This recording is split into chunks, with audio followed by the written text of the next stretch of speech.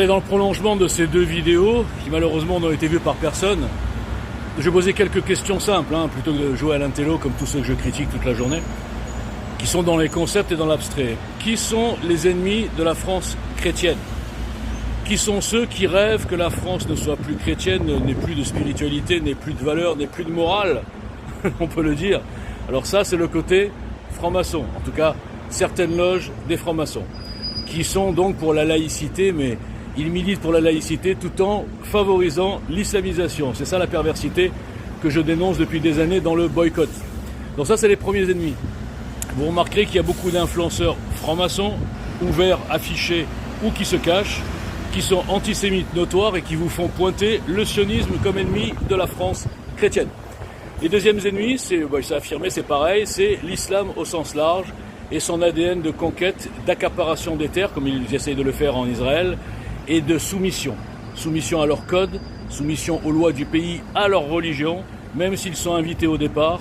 Quand le nombre arrive à un certain point, comme c'est en France le cas depuis quelques années, eh bien le culot augmente et ils sont là pour, comme le disent beaucoup de prêcheurs musulmans, tout le rôle d'un musulman, à la base, un bon musulman doit faire en sorte, à son niveau, à quelque niveau que ce soit, de diffuser l'islam et de l'imposer.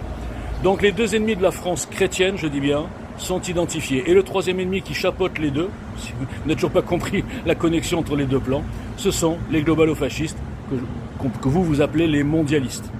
Et tant que vous ne comprenez pas qui sont les vrais ennemis et qui sont les faux ennemis qu'on vous fait pointer du doigt, vous serez dans les leurs et derrière 80% de cette fausse dissidence qui travaille pour des plans qui vont à l'encontre des intérêts de la France. Car je vous rappelle que le fait qu'Israël existe ne nuit pas à la France. Le fait qu'il y ait 350 000 juifs en France ne nuit pas à la France chrétienne. Quand on parle factuellement, on s'aperçoit que c'est très simple. Pourquoi ma voix est étouffée depuis 5 ans? Parce que moi je parle clair, net et les gens pourraient me comprendre. Mais vous ne comprenez pas, vous aimez les faux intellos.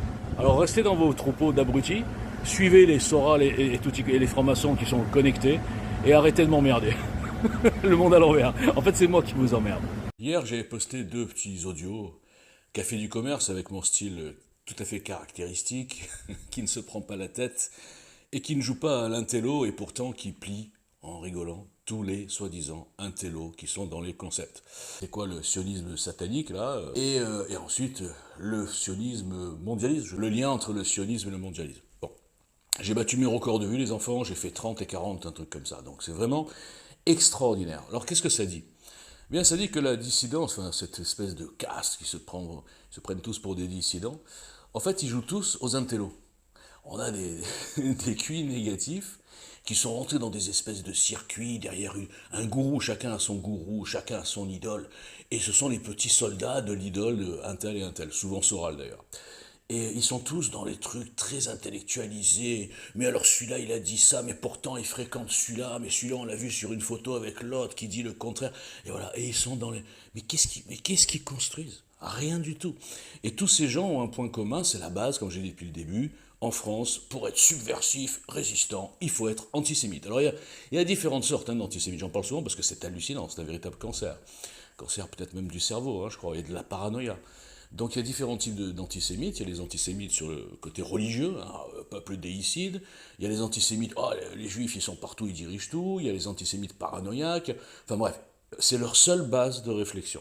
Et quand on leur pose la question, ok, tu peux m'expliquer le lien entre le sionisme et le mondialisme? Il n'y a plus personne. Tu peux m'expliquer le lien entre le sionisme et le satanisme? Il n'y a plus personne.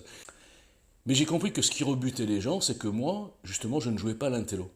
Et les gens ne comprennent pas que c'est pas la forme qui compte, c'est le fond. Sur le fond, je reste incassable, personne ne peut débattre avec moi, mais les gens, ils aiment bien les gens qui font des tonnes de cinéma. Les gens, ils aiment bien ceux qui jouent à l'intello. Ils leur sortent des citations et tout. Les gens disent, oh là, qu'est-ce qu'il est intelligent, il a lu des bouquins. Mais tu le prends sur le concret, il n'y a plus personne. Donc c'est normal, je suis décalé.